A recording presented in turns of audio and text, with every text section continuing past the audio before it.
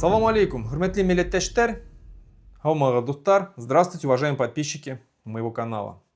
Сегодня у нас в гостях известный наш мусульманский духовный лидер, наш друг, член комитета Башкирского национального движения за рубежом Ишмурат Хазрат Хайбуллин. Салам алейкум, Ишмурат Хазрат. Уалейкум ассалам, Руслан, зрители канала.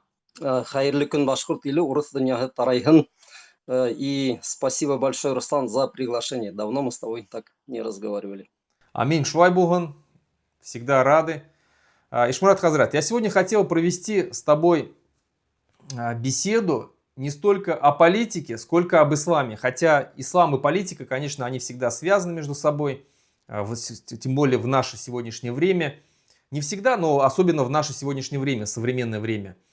Вот, и так как ты человек, который пользуешься уважением в исламском, башкортостанском исламском, скажем так, сообществе, не только башкортостанском, но и в российском тебя много знают.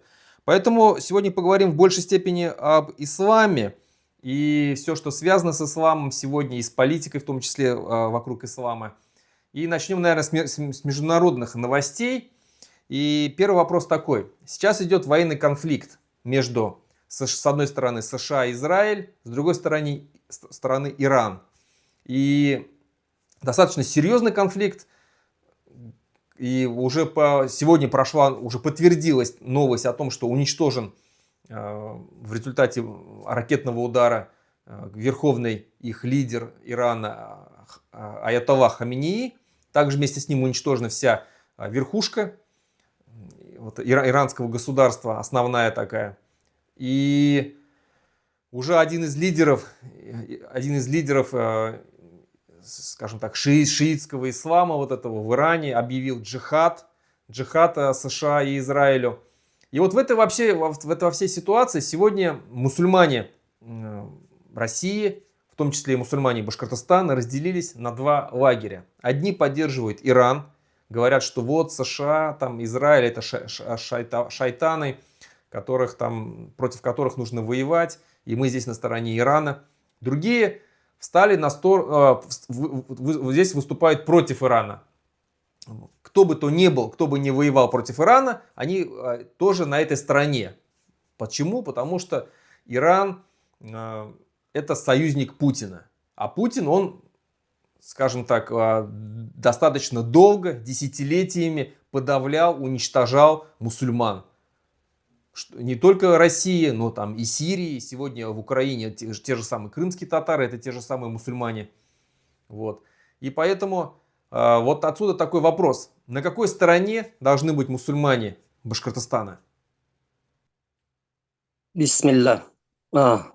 Если мы зададим такой вопрос, на какой стороне быть мусульманом, это такое усечение и упрощение очень большого вопроса. Говоря про Иран, про исламское мировоззрение, акиду, про вот эти группировки и так далее, я могу много говорить, поэтому ты меня сам останавливай, когда нужно, и направляй, в каком русле вести беседу. Да? Итак, дело не обстоит так просто. За кого нам болеть? За Иран или Соединенные Штаты? Это такая огромная проблема, в которой нам в первую очередь нужно разобраться. Я надеюсь, вот эта недолгая беседа немножко свет прольет. Во-первых, сразу, если кто-то нас смотрит, куда-нибудь запишет, пусть сура Римляне в Коране, первые аяты, алиф лам мим, гулибати рум фи адналь ард, начинается, да, повержены римляне в нижайшей земле, и они через несколько лет победят. Это известная история у мусульман в тафсире, в исламской истории, когда произошла битва между византийцами и персидским государством. И вот тогда мусульмане болели больше за кого? За византийцев. Потому что это ахлюль китаб, то есть обладатели писания, и воевали они против сасанидов, да, то есть огнепоклонников. Вот. Смотрите, когда мусульмане говорят, вот мы поддерживаем византийцев, в чем эта поддержка выражается? Ведь через несколько лет они с ними же и схлестнутся. И в других местах в Коране говорится, ну, про Ахлюль Китаб, то есть про христиан. А вот те конфликты, битвы, войны, которые были между мусульманами и христианами, которые были и которые еще предсказаны, кстати говоря, это такая отдельная большая тема. Поэтому в чем тогда выражается эта поддержка? Чтобы ответить вот на этот вопрос, как раз я советую нашим читателям изучить этот вопрос на основе тафсира, то есть толкования вот этих первых аятов. Тут вопрос просто в том, кто для мусульман в то время был ближе. Те огнепоклонники, христиане, ну, понятно, они Ахлюль Китаб, тоже веруют во Всевышнего, они знают, кто такие пророки, что значит послание от Всевышнего и так далее. То есть это, ну, по Люди Писания, да, мировоззрению, говорят про таких. да, да, да, по мировоззрению более близкие люди. Итак, далее. Кто-то, наверное, уже вот сидит, думает, ага, понятно, Ишмурат к чему ведет, на что наталкивает. Значит, наш там, как наш слоняра Трамп, это значит ближе к нам, там, Ахлюль Китаб и так далее, да, там, типа, давай мы его будем поддерживать. Нет, я этого не сказал. Я только привел пример из исламской историографии, да, вот что такой момент был. Что касается сегодняшнего конфликта, а, те потомки сасанидов, которые сегодня населяют Иран, понятно, это не огнепоклонники, у них другая вера, другое вероубеждение, и к этому тоже вернемся. И Трампа мы тоже не назовем Ахлюль Китаб. Какой Ахлюль Китаб? Что он в религии понимает? Трамп, вот как раз не просто так, я говорю, слон, да, это такой огромный слон, которого вот просто взяли американские избиратели, затолкнули вот этого слона в посудный склад, не в лавку, а в склад, и он пошел там громить, там туда хоботом, туда, например, ногой, задом, да, и вот при этом все крушится, ломает, падает. Не надо думать, что вот в данном случае Трамп, воюя с исламом, ругая там ксир, что он сильно отличает, кто такие шииты и кто такие мусульмане. Даже у него была там такая фраза, высказывание, что ну, что-то типа того, ислам это некий вирус в современном мире, с ним надо разобраться. То есть я вот в том, что убежден, я ответственно заявляю, да, он ничего не понимает в исламе, этот человек, да, и радоваться, что вот Трамп разбирается с Ираном, нет, это нам радости не добавляет. На самом деле он убежден, что надо бороться с таким злом, как ислам, надо на Ближнем Востоке навести порядок, и какие будут последствия, я об этом позже скажу. То есть, смотрите, ну, в данный момент Трамп, понятно, что решает какие-то свои дела, ну, свой план, но когда он смотрит именно на Иран, он вот в своем прицеле не отличает там шиит или суннит или ислам, какой ислам, он просто в данный момент, ну, начал свой крестовый поход в целом на восток. Вот это надо понимать. Он идет на восток. И вот в этом крушении посуд, в этом посудном складе мы тоже являемся частью, ну, каким-то отделом, какими-то посудами являемся. То есть надо вот это понимать. Для Трампа мы такие. Поэтому не обольщаемся ни в коем случае, что Трамп там крушит Иран, потому что это такой режим мракобесный и так далее. На самом деле он свои вопросы решает. Я думаю, дальше, Руслан, мы немножко затронем, кто такие шииты, да, Да, а да, потом и как дальше раз и про Трампа. следующий вопрос у меня был именно, кто такие шииты. Вот многие же думают, ну вот мусульмане, все, раз они там поклоняются Аллаху, значит они все мусульмане, такие же, как и мы, и все нормально. Значит они наши вот до конца. Но многие же и знают что-то, они шииты, и думают, что это то же самое, что и сунниты. Вот дай, пожалуйста, разницу, объясни, пожалуйста, Мгм. разницу, кто такие шииты. Да. Первый блок, я надеюсь, мы уже уяснили для себя, да, что там делает Трамп и кто он по аллегории, кем он является. мы называем его слоном, наш слоняра. Кто-то говорит про него, что он там разбирается. На самом деле ему наплевать. Он хочет разобраться на Ближнем Востоке. То, что он подтянул в союзники Израиль, а как относится Израиль в целом к мусульманам, это уже, я думаю, даже простые люди, мусульмане, знают. Дальше идем. По поводу шиитов. Ну, отчасти я понимаю тех наших единоверцев в Башкортостане, которые сегодня сидят и болеют за Иран, поддерживают, беспокоятся, да. Наверное, как-то ментально соотносят себя с ним, с Ираном и с шиитами. Но на самом деле это обольщенные и не понимающие люди. Надо понимать, что такое шиизм. Э, Очень прошу у тех, кто слушает, запомнить одно предложение. Даже запишите, пожалуйста, его куда-нибудь. Шиизм сегодня – это другая религия. Проблема в том, что десятилетиями вот в информационное пространство, куда-то там в книге, в энциклопедии заталкивалась одна фраза. Несколько лет назад я делал про это одно видео.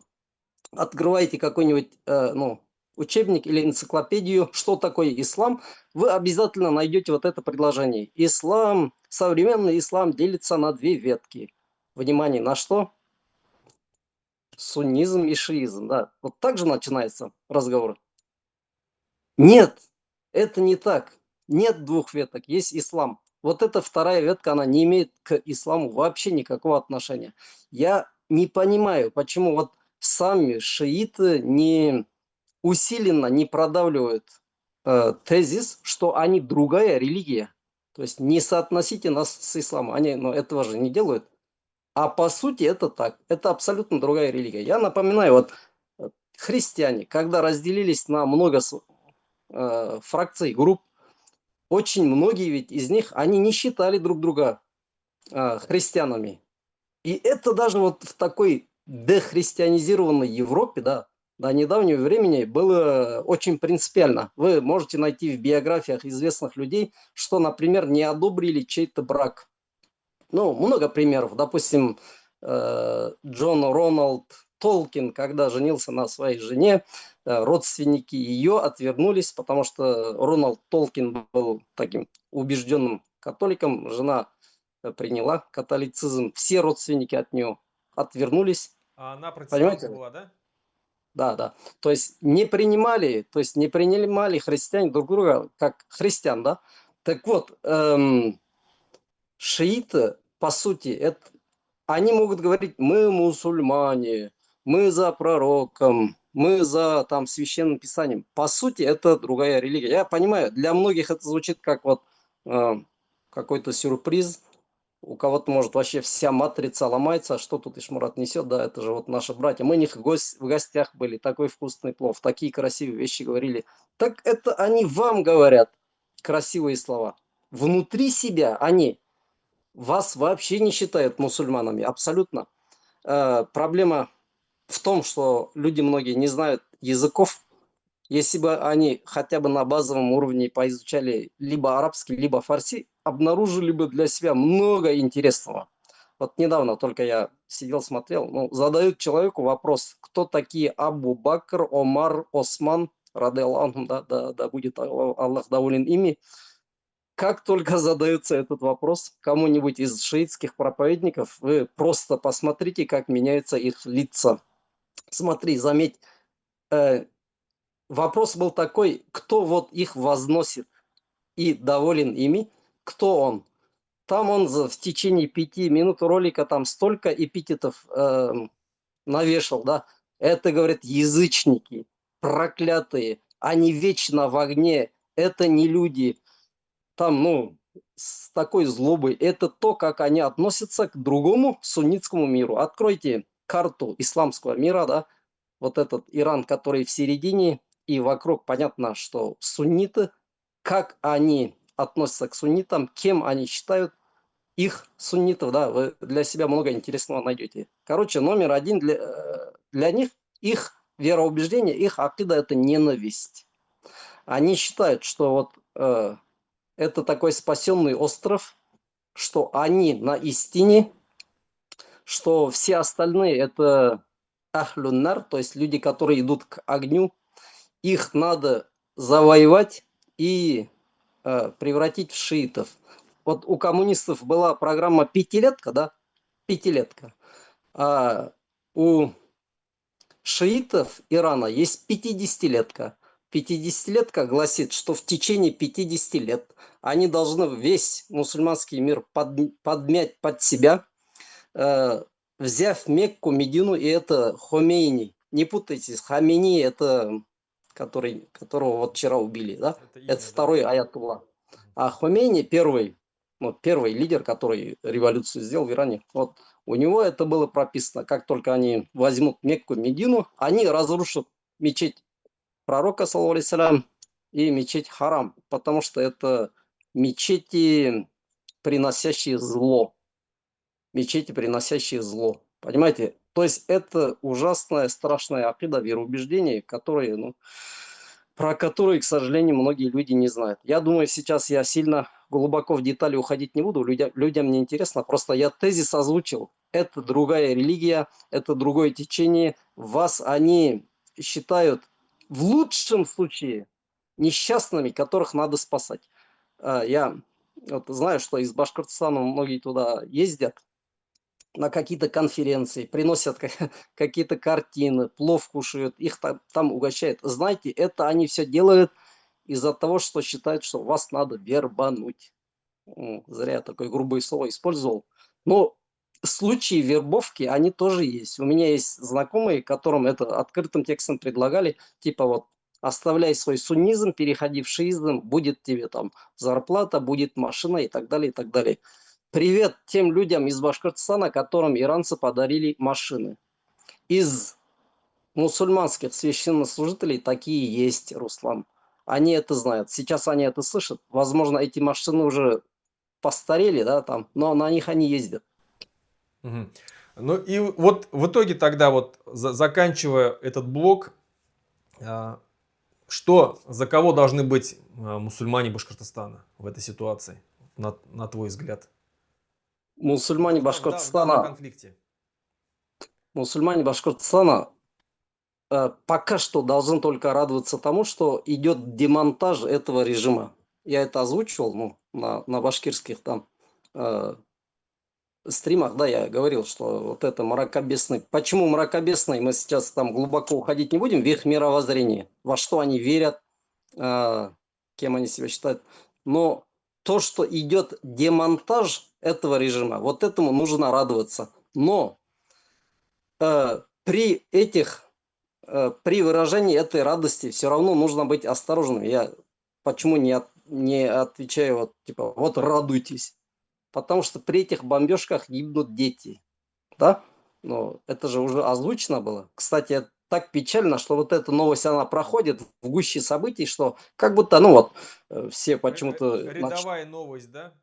Да, как бы. начали все считать, сколько генералов там грохнули, о, Хамини убит, а то, что там под завалами дети остались, то есть мы сунниты, мы не злобные шииты, еще раз, мы люди адекватные, которые вот в этих бомбежках все равно умеют отличать мух от котлет. Да, там гибнут дети, гибнут простые люди. Вот этому ни в коем случае мы, конечно, не радуемся. Да.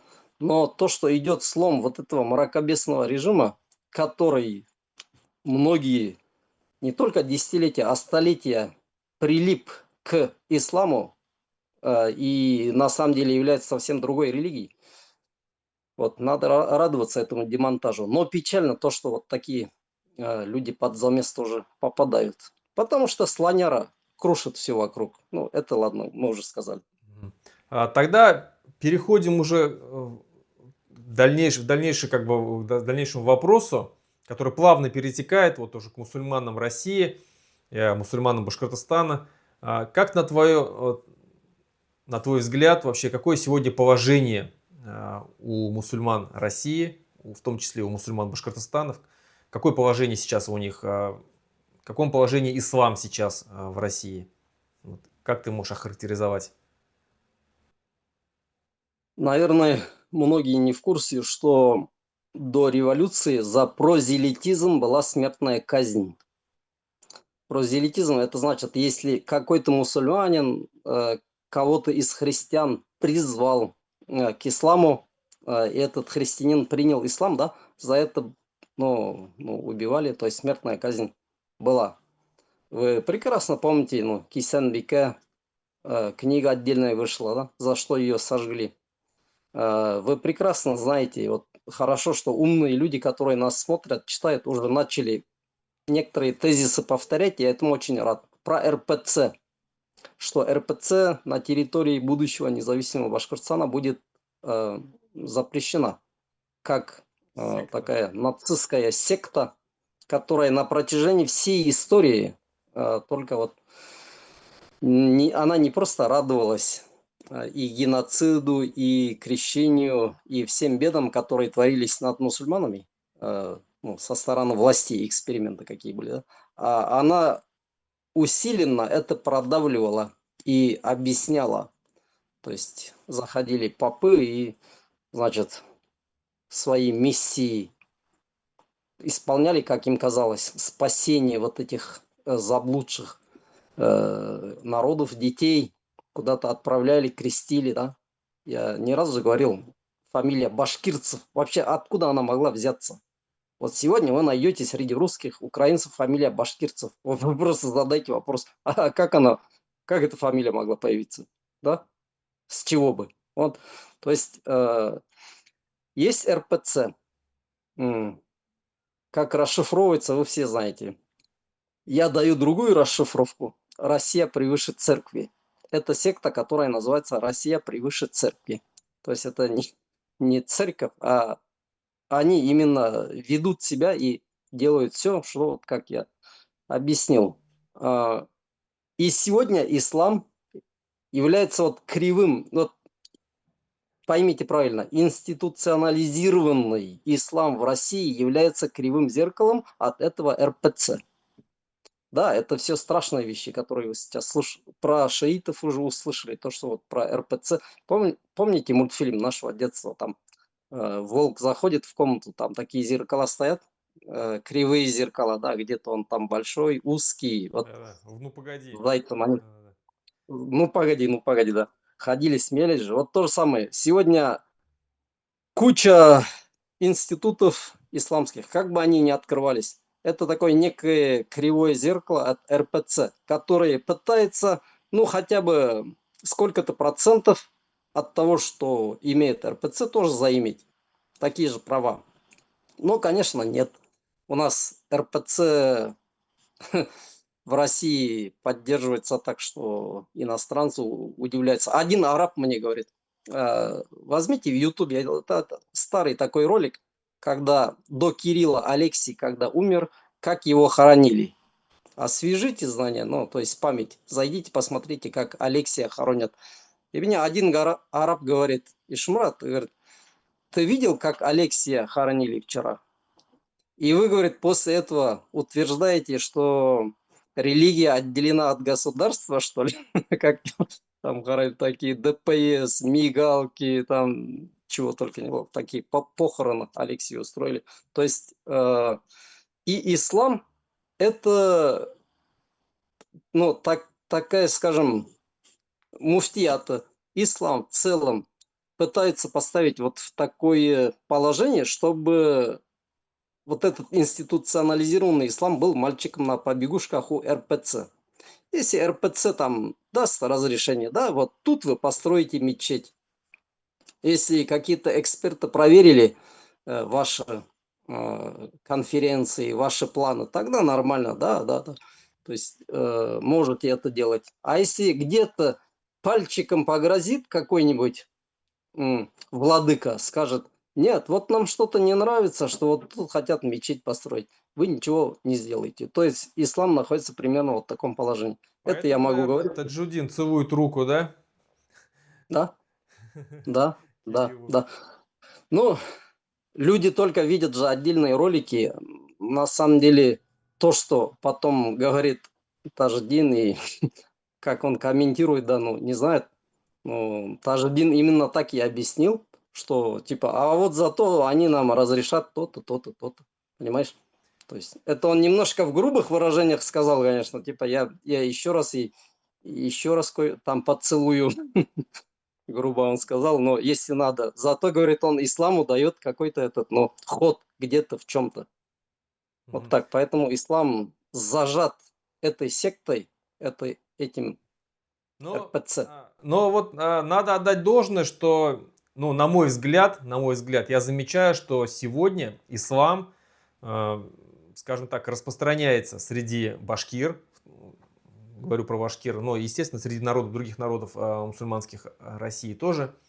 И очень много молодежи сейчас действительно встают на намаз, очень много молодежи сейчас держит пост, очень многие молодежи сейчас возвращаются к религии и ведут соответствующий образ жизни.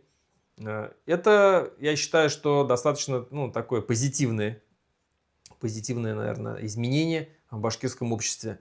Почему я так считаю? Потому что я уверен, что ислам это вот один из таких сильнейших преград от ассимиляции нашего башкирского народа. И я вот это в своей книге объясняю, что почему финно-угорские народы, ну и не только финно-угорские народы, так сильно сократились в своей численности. Ну вот возьмем чуваши, да, тюркский народ, который в большей степени, да, там среди них много язычников, но в большей степени они принимают православие.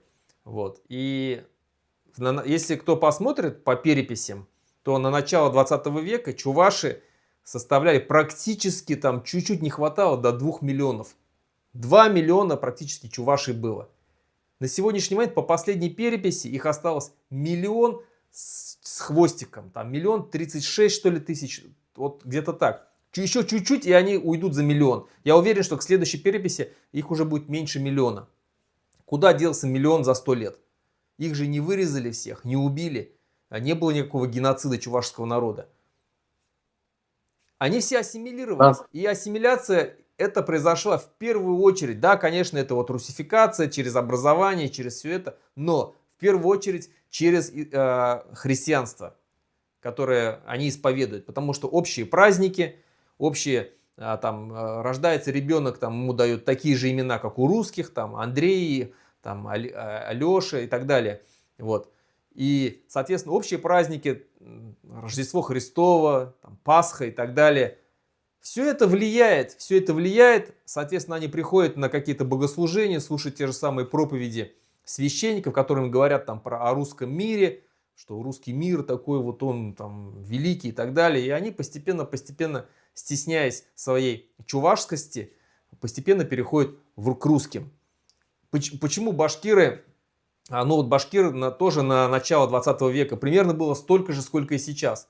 Да, мы очень многое потеряли, там у нас и геноцид был, когда мы практически половину населения своего потеряли там в результате Голодомора. Но мы смогли восстановиться, и у нас нету такого катастрофического, да, есть снижение последние годы численности, но нет такой катастрофы, как у тех же самых там марийцев, у тех же самых удмуртов. Тоже они потеряли в численности очень существенно.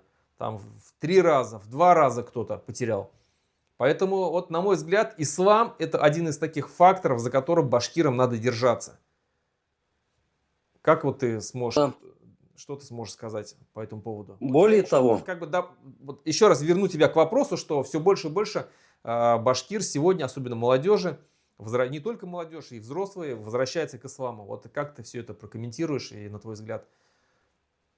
во-первых, статистика действительно об этом говорит.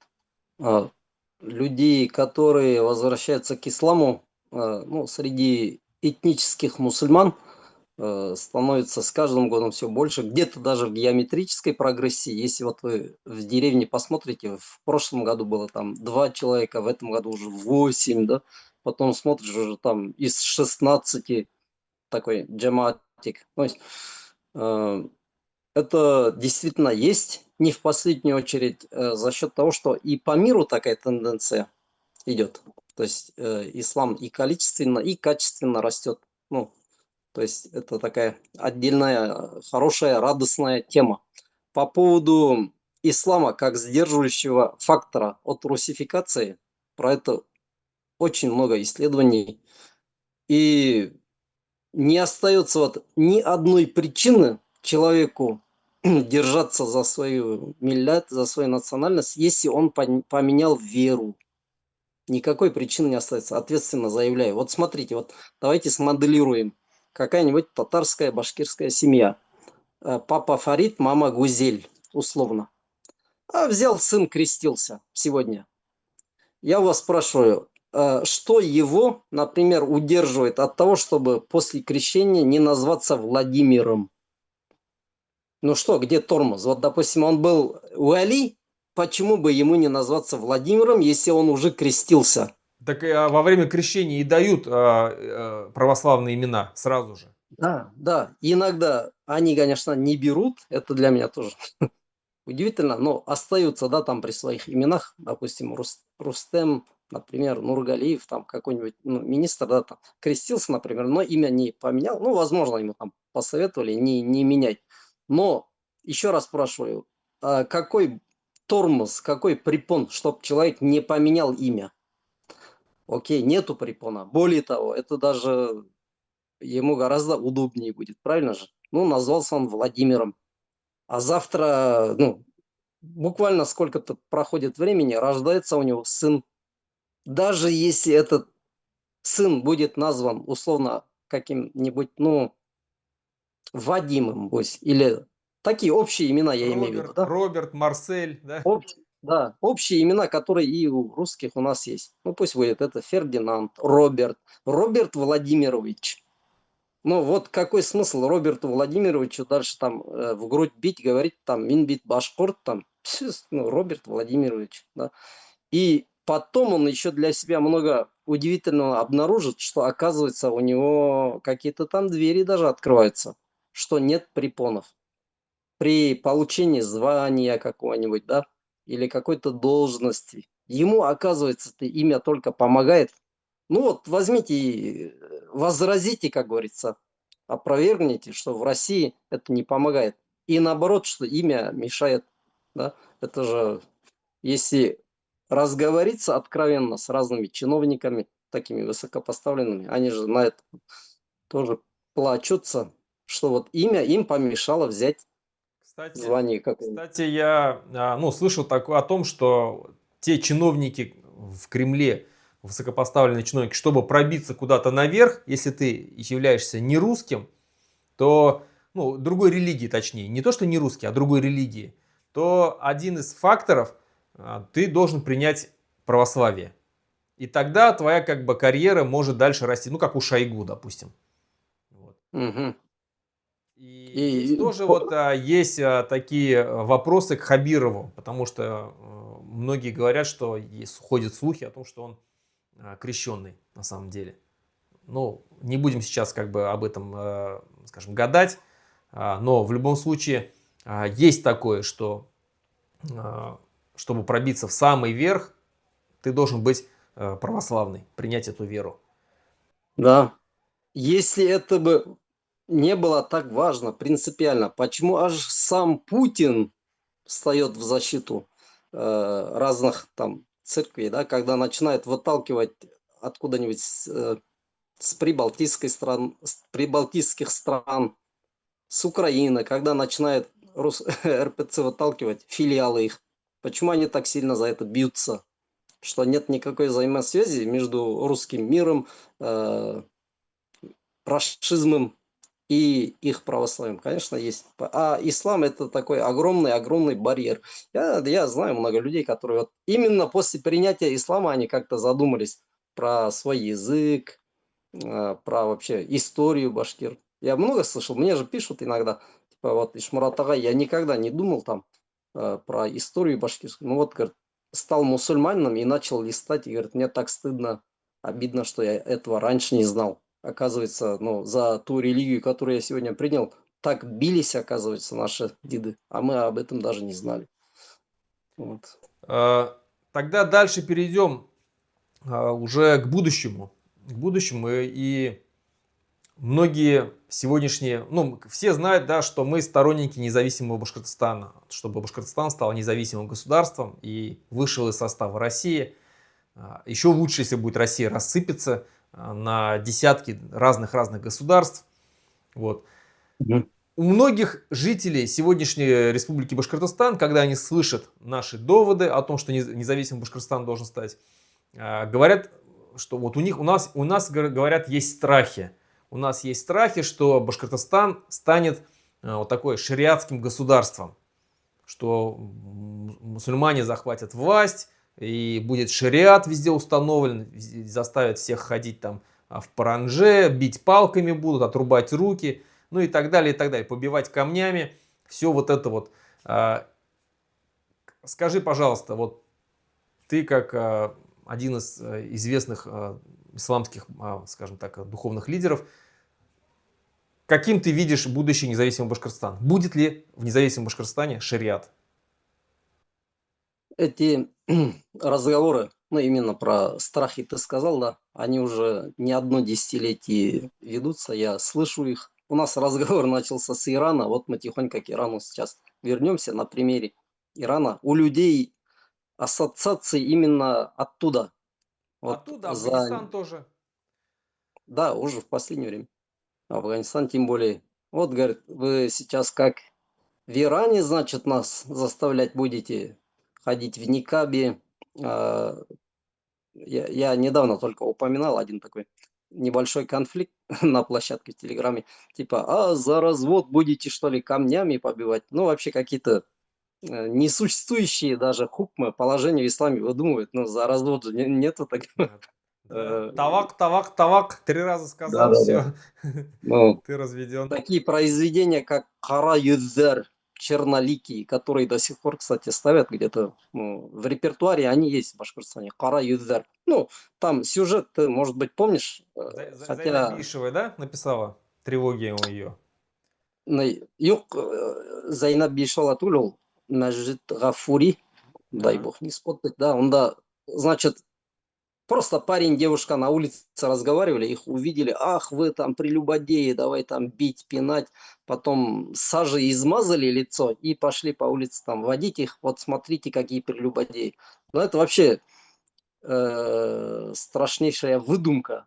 В исламе такого нет. Ну, кто тебе сказал, что за это такое наказание положено? Вот, вот такие страхи создаются, и люди, которые выросли на этих книгах, на вот этих фобиях, искусственно еще раздуваемых, они, конечно, начинают ужасаться. Вот придет ислам с большими правами, не с такими, которые мы сегодня вот расписали. Сегодня мы сказали же, да, в каком положении находится ислам, в зажатом с разных сторон институтами РПЦ. А вот когда исламу якобы дадут больше воли, они нас всех загонят куда-то в углы дома, женщин не выпустят, не будут выпускать, образование там запретят, там, в паранджу оденут и так далее. Это все страхи. Во-первых, этого в исламе даже нет. Не берите опыт, не смотрите на опыт каких-то стран. Страны иногда они ставят такие режимы, которые к исламу отношения не имеют. Про Иран я еще раз говорю, это не ислам, это отдельная религия, которая, да, корнями географически, географически, значит, этнически, да, она откололась от исламского мира, но это другая религия, это другая религия. Э, Строить шариат, вот к этому предложению. Есть такие очень мудрые слова Джахара Дудаева. Шариат-то мы построим, а где мы мусульман возьмем? Ну, на самом деле, я немножко подправил его слова. Мы даже не построим, потому что кто будет строить? Вот на территории современного Башкортостана кто будет строить вот, ну, исламские институты, чтобы ислам воспрял, чтобы ислам пользовался, ну, правами, большими правами, чем какая-либо религия. Даже на это у нас в данный момент людей нет. Надо быть реалистами. Мы говорим, что в будущем Башкортостане прекрасном, иншаллах, он наступит, ислам будет пользоваться правами, привилегиями, что исламу будут даны другие свободы. Ислам не будет отражением в кривом зеркале от РПЦ. Ислам будет ну, такой важной составляющей башкирского народа, но никто никого насильно в него вгонять не будет. Во-первых, и вгонять-то некому, да, людей мало для этого, чтобы... Нет, правильно поймите, что Ишмурат сейчас говорит, не будем вгонять, потому что пока не можем. Не об этом речь. Я о том, что нет для этого вообще предпосылок. Ислам надо объяснять. Ислам это важная для Башкирии религия, которую нужно как бы развивать. Но это будет аккуратно, постепенно, без каких-то там переибов. Ну, может, я если что-то упустил, пусть. Но я вот тоже от себя добавлю, я твердо стою на позиции, что ислам, вообще религия должна быть отделена от государства, какая бы то ни была религия. И, соответственно, ислам не будет никакого влияния иметь на руководителей Башкортостана, на его президента, на его премьер-министров, на депутатов и так далее. Никогда. То есть ислам это отдельная, соответственно, вообще другая линия жизни государства. Абсолютно. Это первое. Второе. Я согласен с тобой, Шмурат Хазрат, о том, что действительно, о каком шариате можно говорить сегодня в Башкортостане, когда у нас, твои же слова повторю, просто ты сейчас не сказал их, а повторю, когда мы с тобой это обсуждали, что у нас людей, соблюдающих полные вот все каноны ислама, начиная от пятикратного намаза, там, держать уразу, выплачивать закат, совершать хадж и так далее. Таких мусульман у нас, ну, может быть 1%. 1% из всех мусульман, которые себя называют мусульманами так. В основном 99 остальных процентов так называемых мусульман Башкортостана это люди, которые считают себя мусульманами, проводят, может быть, там 2 раза в год аяты у себя дома,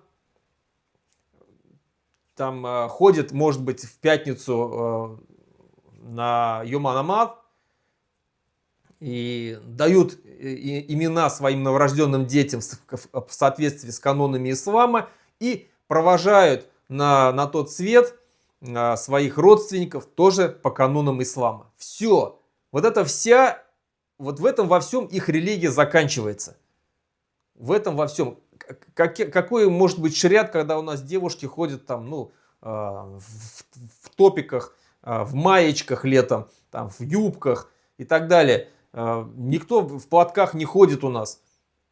Ну, такого нету. И чтобы сейчас вот навязать какой-то шариат людям, ну, тебя просто снесут сразу. Те же самые башкиры и татары тебя просто снесут, скажут, зачем нам нужно это все. Действительно, я согласен, что шариат может наступить только тогда, когда население само к этому приходит и требует этого. Это когда уже подавляющее большинство, ну условно, что вот тот 1%, про который мы говорим, вырос в 70%, 80% в государстве, 90% таких мусульман стало, и которые говорят, что все, то есть как бы нас вот, мы хотим жить уже по канонам шариата. Мы хотим шариатское государство. Да, вот. Потому что вот мы как бы все верим, ну, соблюдаем все полностью и вот хотим жить именно вот так, как написано в Коране. Вот тогда только такое возможно, там через референдум и так далее провести, что 99% или там 95% проголосуют, скажут, все, мы вот выбираем вот такую форму правления государства. Тогда да. Но до такого нету ни одного государства в мире, которое сегодня живет по шариату. Нету вообще. Приведите пример. Нету такого государства. В любом государстве не так. В мусульманском Я имею в виду. еще пару вещей хотел бы тоже добавить к этому, да, про это словосочетание объявление шариата. Это словосочетание, которое, ну, не десятилетия, а столетия будоражит умы многих молодых, таких радикальных, и не только молодых мусульман. А с другой стороны, но не забываем, что шариат на той или иной территории объявлялся ведь и не раз. И надо посмотреть на этот опыт. Я знаю вот уже старых довольно людей, ну, стариков, которые на Кавказе участвовали в известных событиях, да, уже. Они сами это объявляли. Вот. И чем это кончилось? Задам такой еще другой вопрос. Вернее, два примера приведу. Представьте, вот завтра Рамзану Ахматовичу дадут такую волю.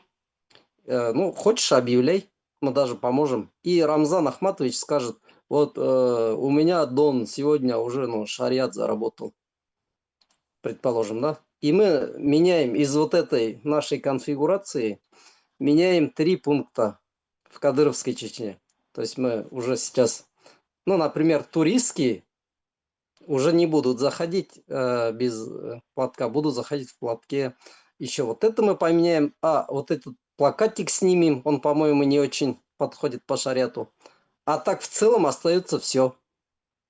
Есть возражение, скажет он. Вот у нас сейчас шариат.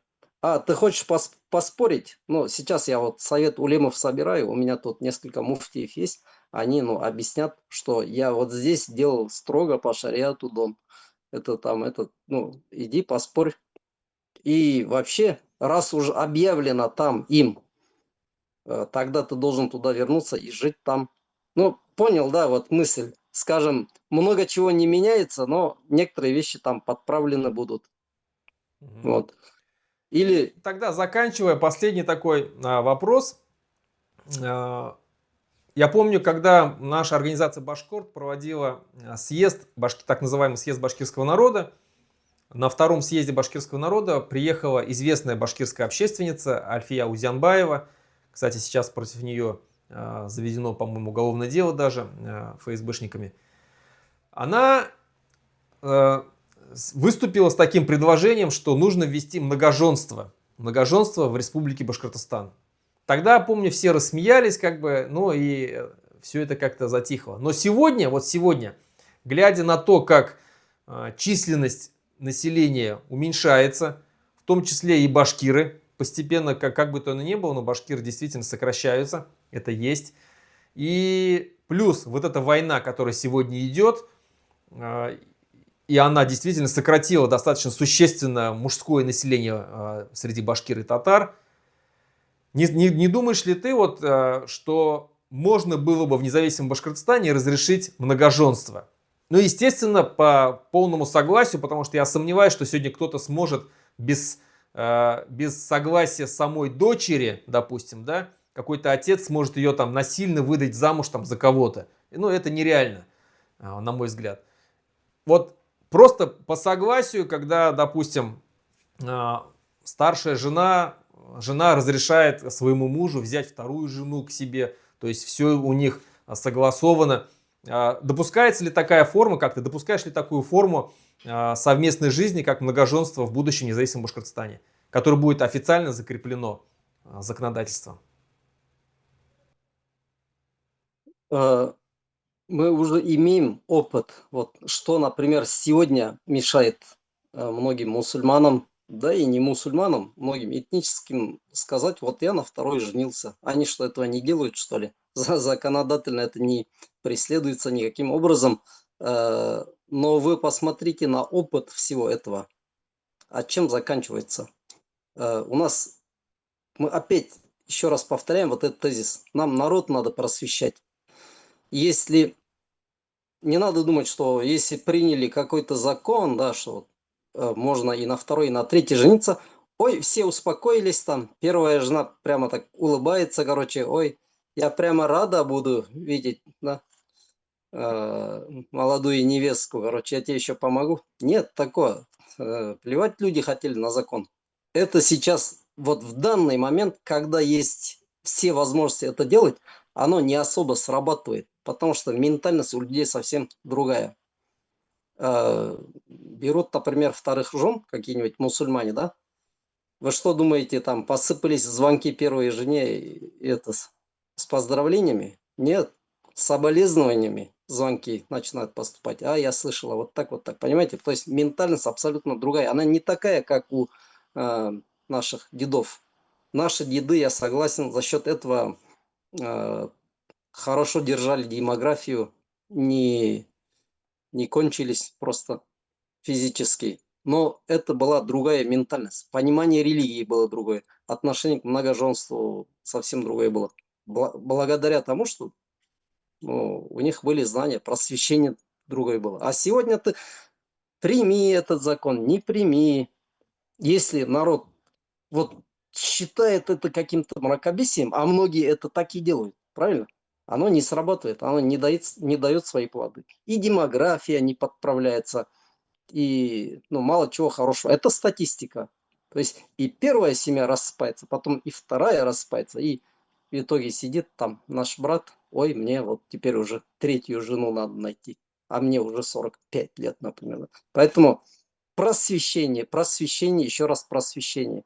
Все, о чем мы говорили сегодня, что есть шиизм, что в мире творится, что должно быть в будущем у нас, какие законы должны приниматься, каким должен пониматься ислам, это все ну, опирается на просвещение. Так что я надеюсь, в будущем уже будет какой-то ну, отдельный институт, который ну, тихонько, поэтапно будет заниматься вот, и исламом, и духовным просвещением нашего народа. Аминь.